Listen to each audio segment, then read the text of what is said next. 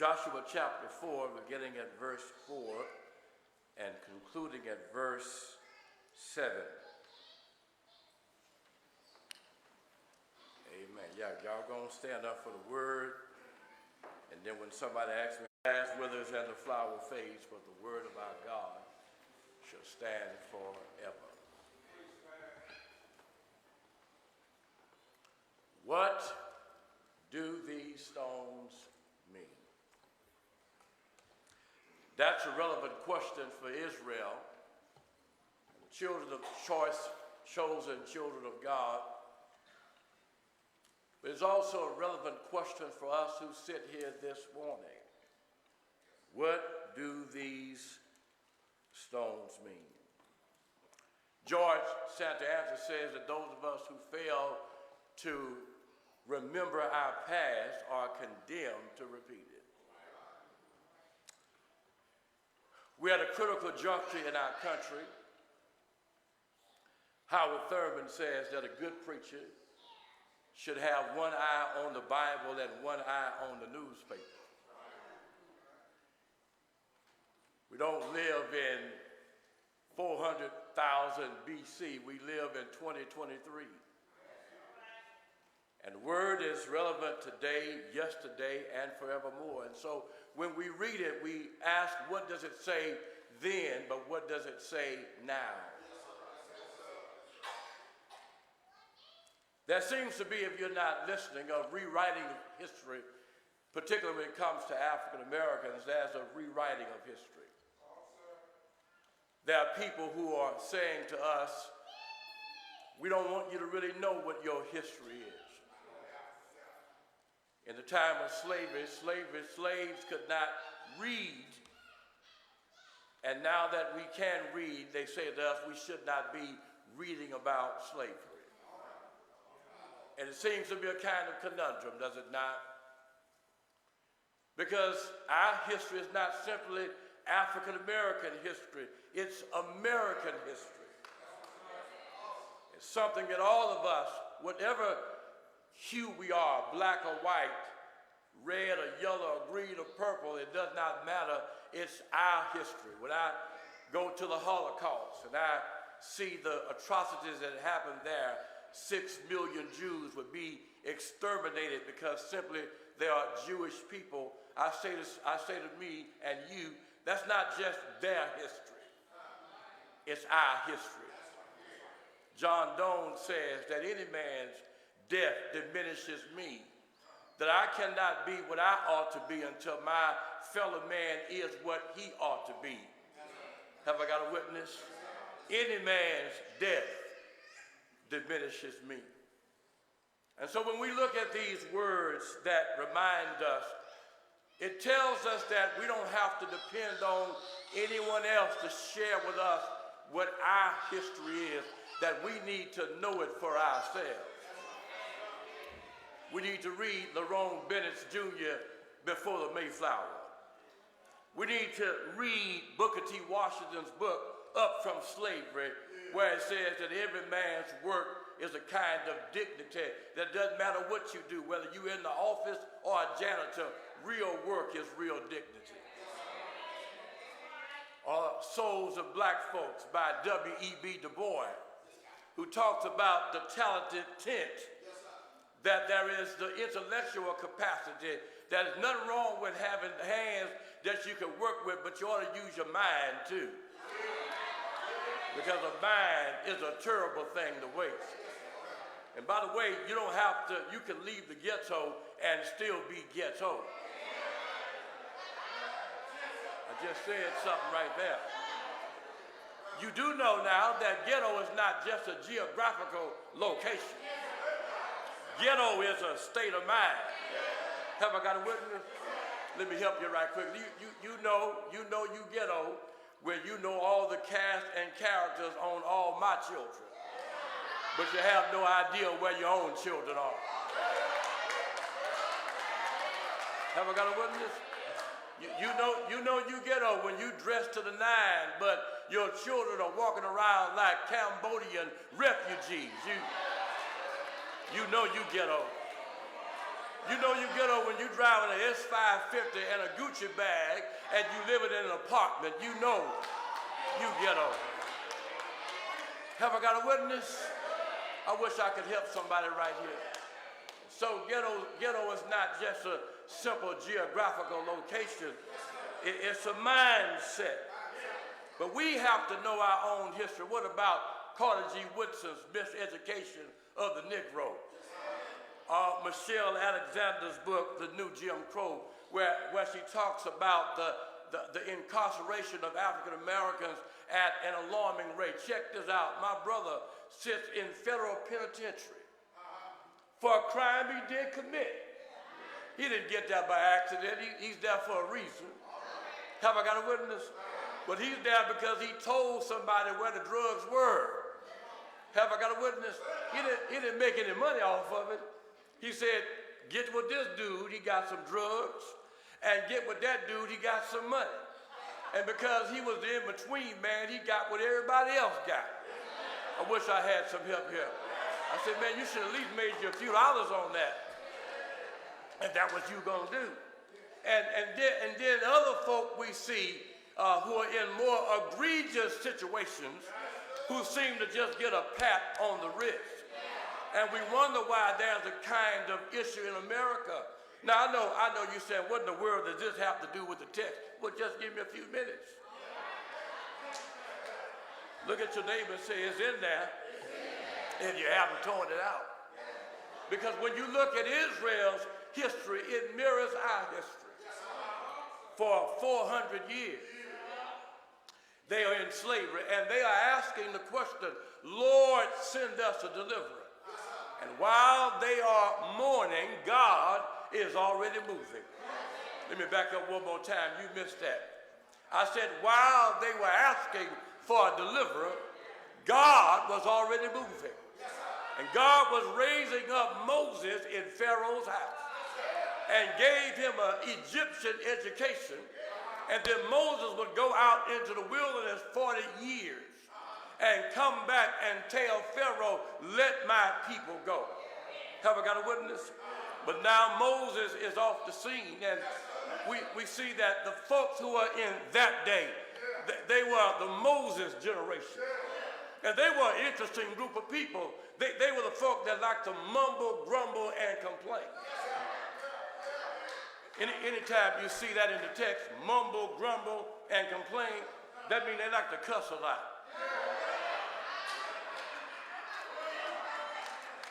That means that they were never satisfied. That means that no matter what God had already done for them, they were always peeping and looking and eyeing at other gods.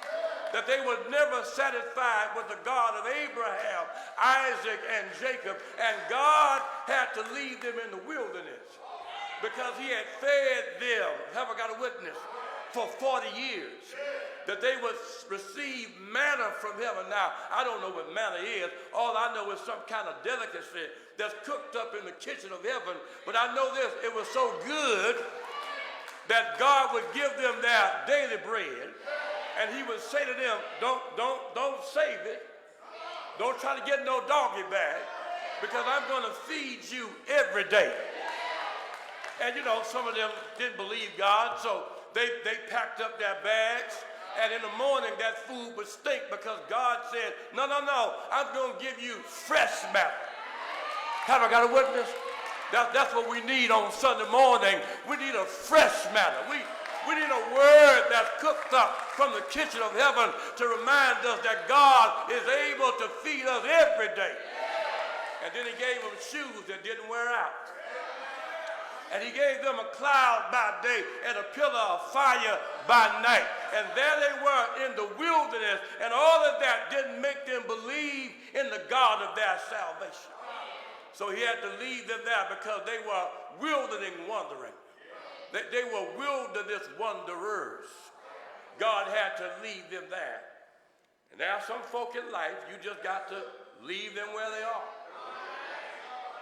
You're trying to get one place, and they try to get another. Come on, you know some folk like that. Every time you call them, they ain't talking about nothing.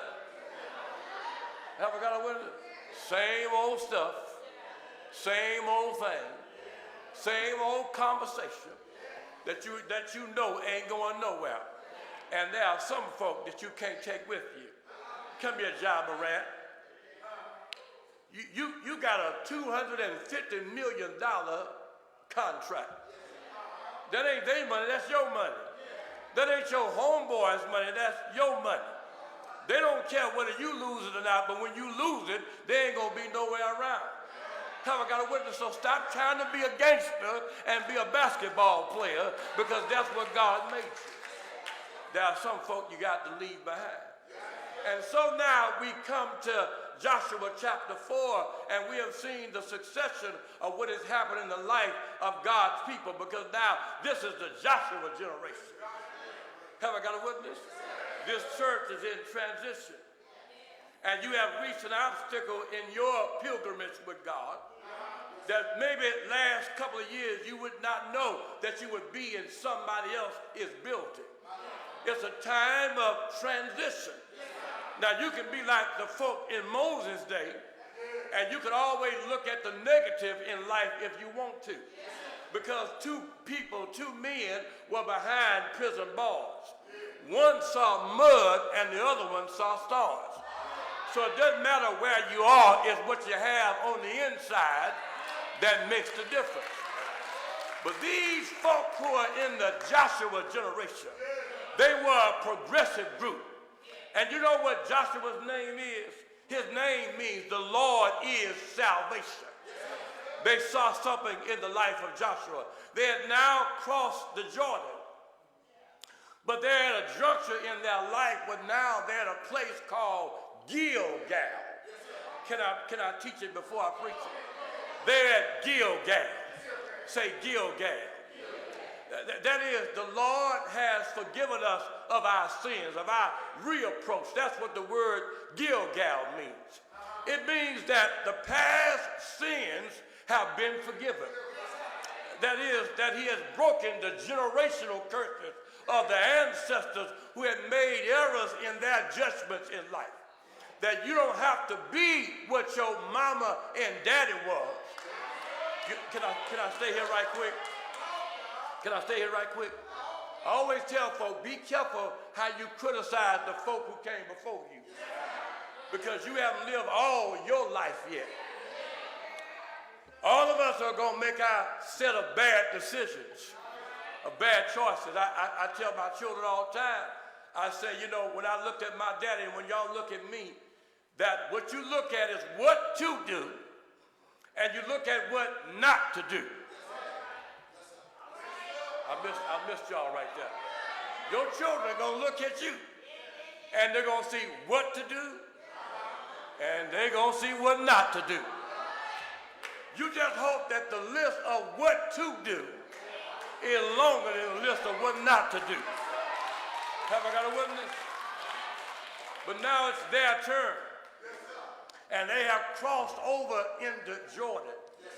But he says, now go back and get these 12 stones, one for each tribe of Israel, and place them in the middle of the Jordan.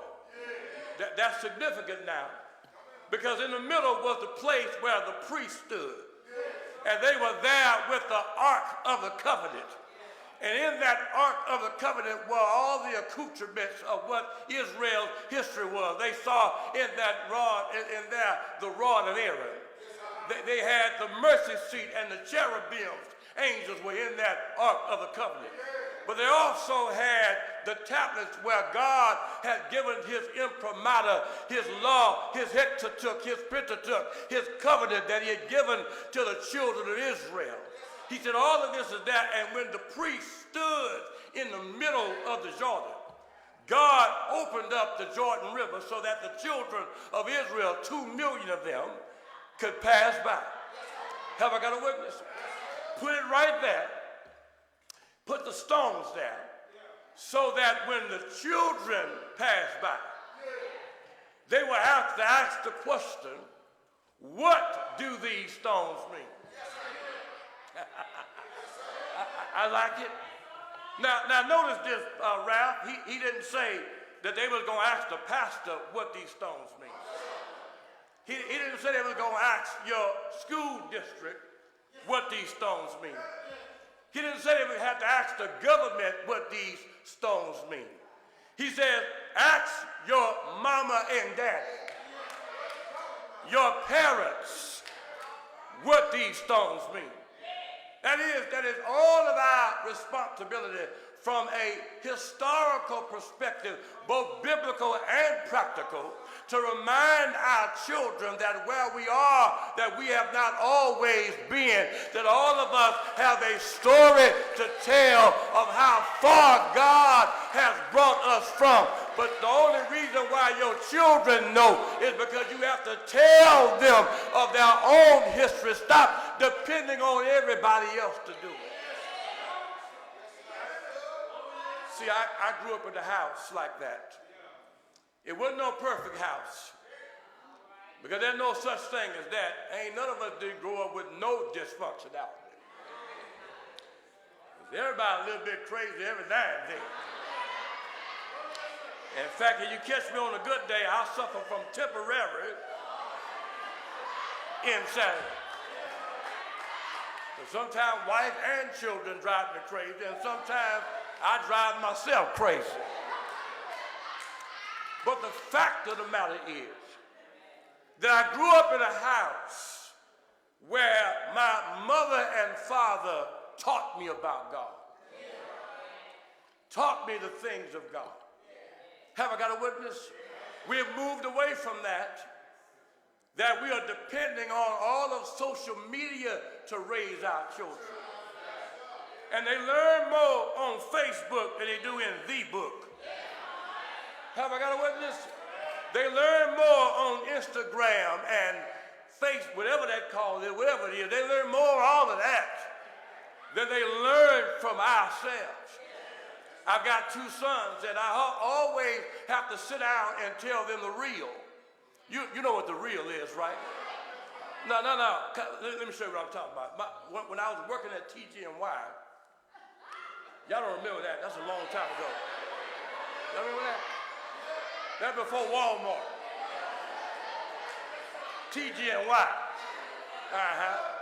Good afternoon. This is Pete Singleton. You're at TG&Y, and you're at our final closing hours.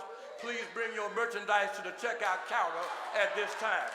We'll be closing in 15 minutes. I still remember it. And I remember this guy came to the TG&Y during Christmas time, and I accidentally bumped my basket into his daughter's hand. And his baby girl started screaming, and this dude knocked me out. I mean, literally, I saw the stars. He hit me, and I hit the ground. Now, my dad's a pastor. So Ralph, my dad comes into TG&Y with his pants up here, and big old Bible in his hand, and said, turn to so and said, don't turn to nothing, turn over there and knock this dude out. Because I don't need a pastor now, I need a daddy. That's what the real is. Have I got a witness?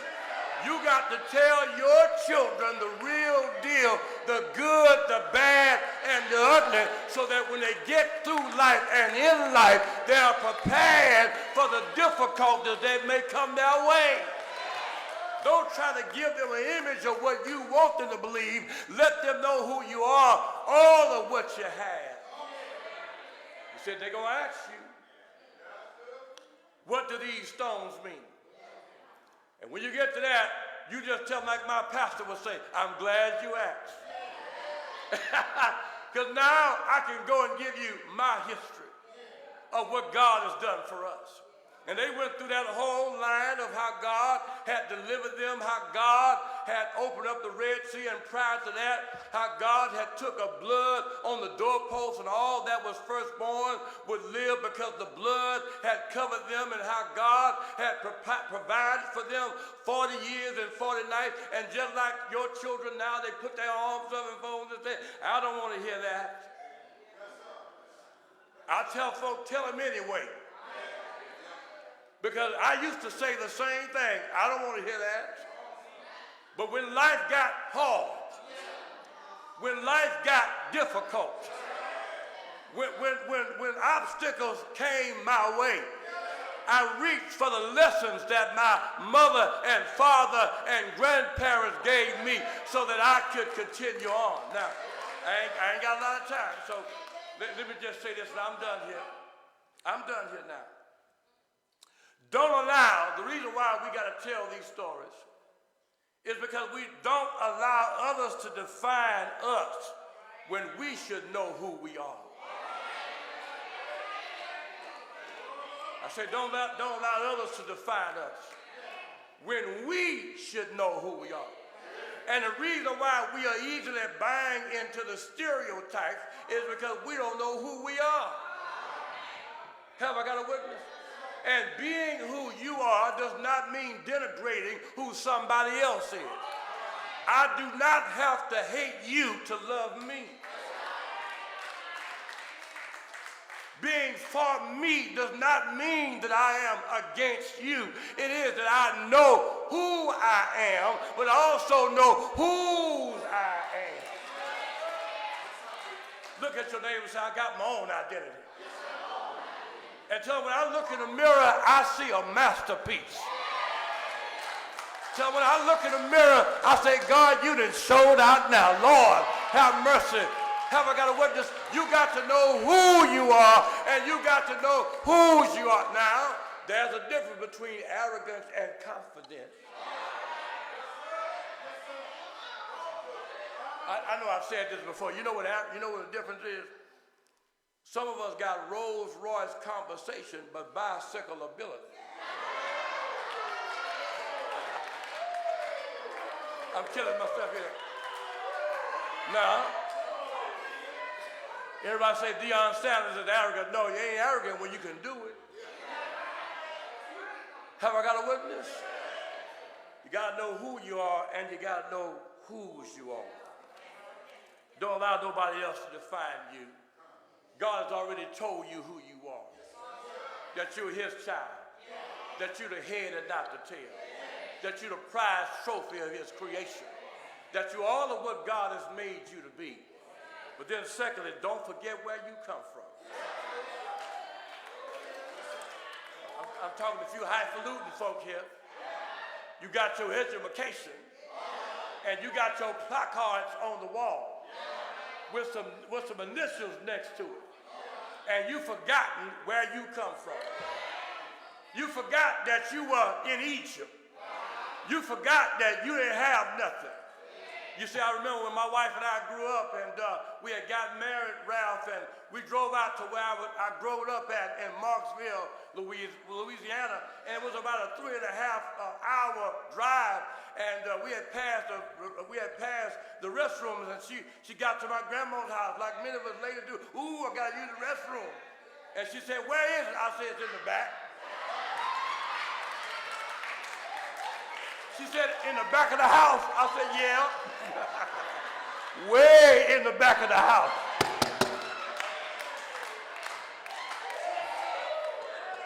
She said, I'll hold it.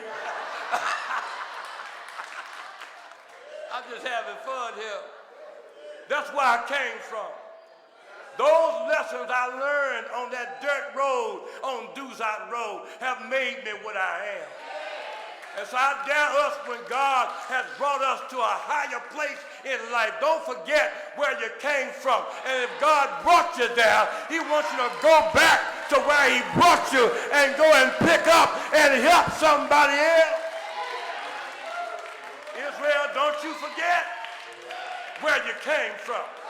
Don't forget you were crying out 400 years, and you were crying out in Egypt, Lord, send us a deliverer. Don't forget that you are dehumanized and humiliated. Don't forget that I was the one that gave you ultimate freedom. I'm the one that fed you. I'm the one that clothed you. You got houses you live in you didn't build. You got fruit you eating from that you didn't plant. You got cars you driving that you don't qualify for. Somebody here say, if it had not been for the Lord. Hey, don't forget. Calvary, when you get into the new building, don't forget where you are right now. And don't say you did it. Don't say it was me. Say God did it. Henry Blackaby says we ought to attempt things so great that if God intervenes, it's doomed for failure. There are times where God will put us in situations in life that we will have to say, nobody. I'm done here now. But there's one last thing he says. Finally is that whatever God gave you ain't just for you.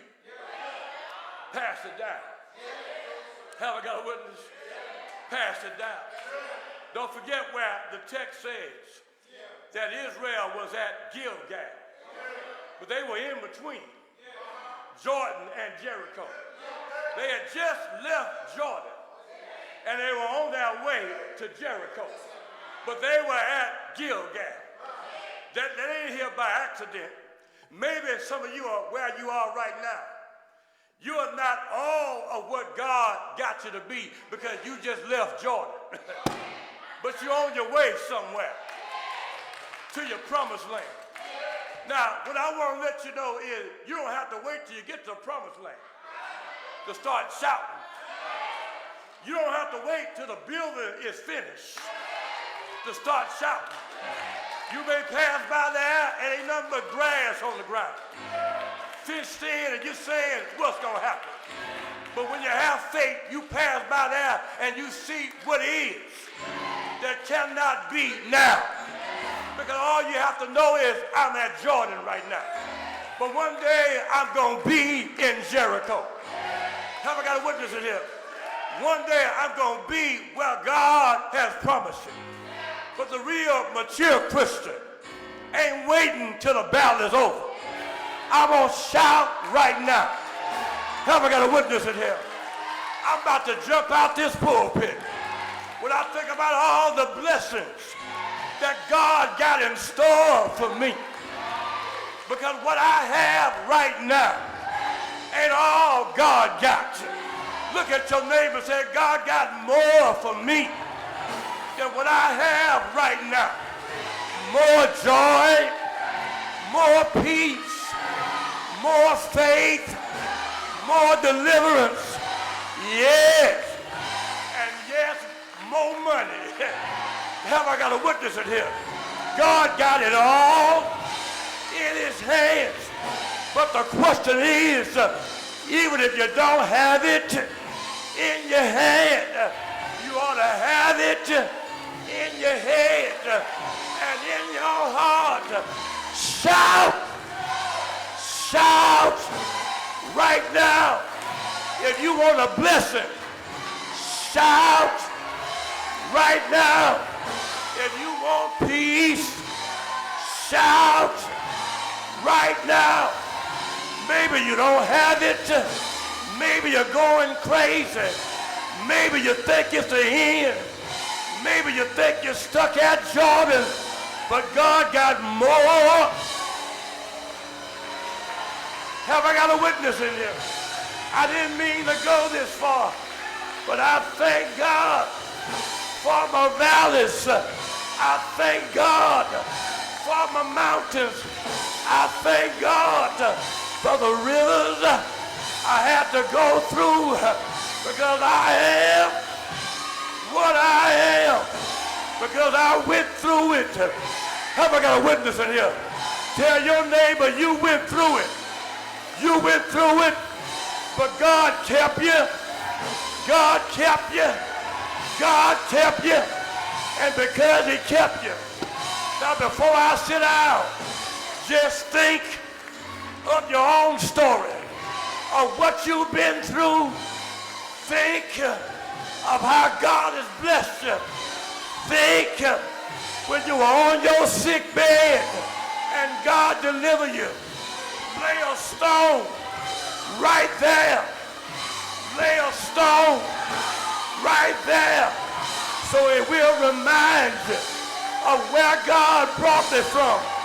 And when your children say, Mama, Daddy, what mean these stones?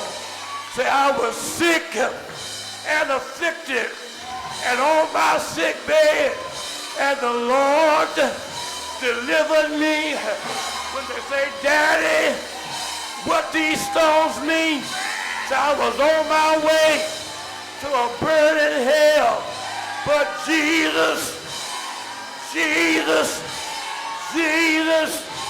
went to Calvary and died.